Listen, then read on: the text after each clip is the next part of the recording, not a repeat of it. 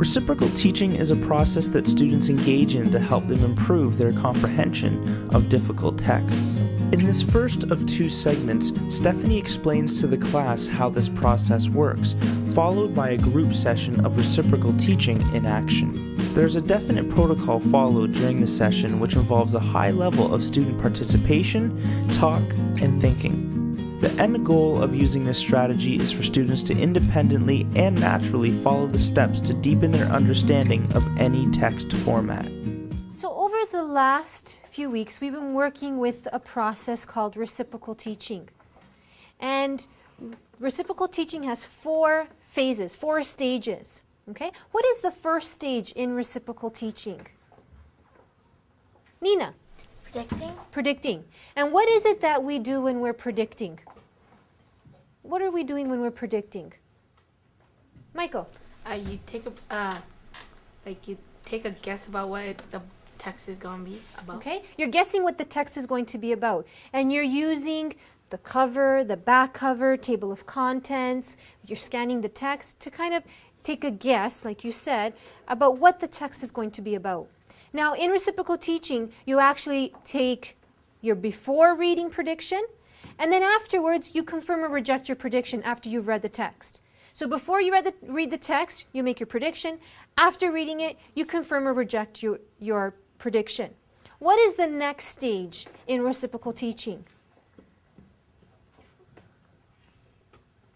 Vivetha? Clarifying. Clarifying. And what is it that you do when you're trying to clarify something? You're clearing something up that you don't understand. Clearing something up that you don't understand. You're asking yourself questions like, where is this place located? Or what does this word mean? I'm really confused about this part. So that's how you're clarifying things that you read about. And what's the third stage in reciprocal teaching? Anjali? Questioning. And with questioning, we have to make sure we ask deep questions, that we can start asking questions about the author's purpose. We can start thinking about who is this text written for? What is the actual meaning of this text? And the last stage of reciprocal teaching is what? Christy? Summarizing. Summarizing. And summarizing is just stating the main ideas as briefly as possible. So in your guided reading groups, you are going to be working on your next session of reciprocal teaching. So you are going to be doing your before reading prediction.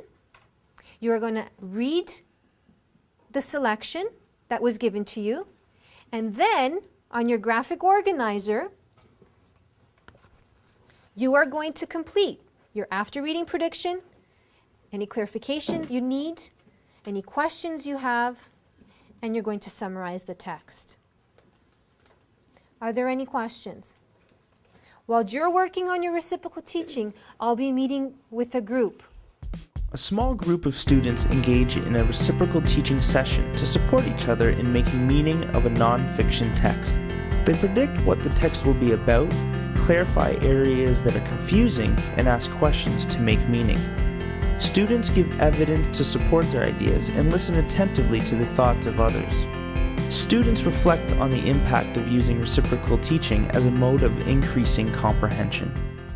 This is our second meeting with this text to do reciprocal teaching, and this text is exploring space. And what we're going to do is go through the process. We're on chapter 2, and I'd like to ask anyone who'd like to be the leader for today's session. Nina, you haven't been a leader so far. Why don't you take it this time? Okay, today we'll be reviewing what we read yesterday. We've been reading chapter 2, Shooting for the Stars. It's on page 13. Does anyone have any before reading predictions that they would like to share? I do. I thought that the chapter would be about how they first got to space because the title was Shooting for Stars, but you can't really go to the stars, so I thought that they meant space travel.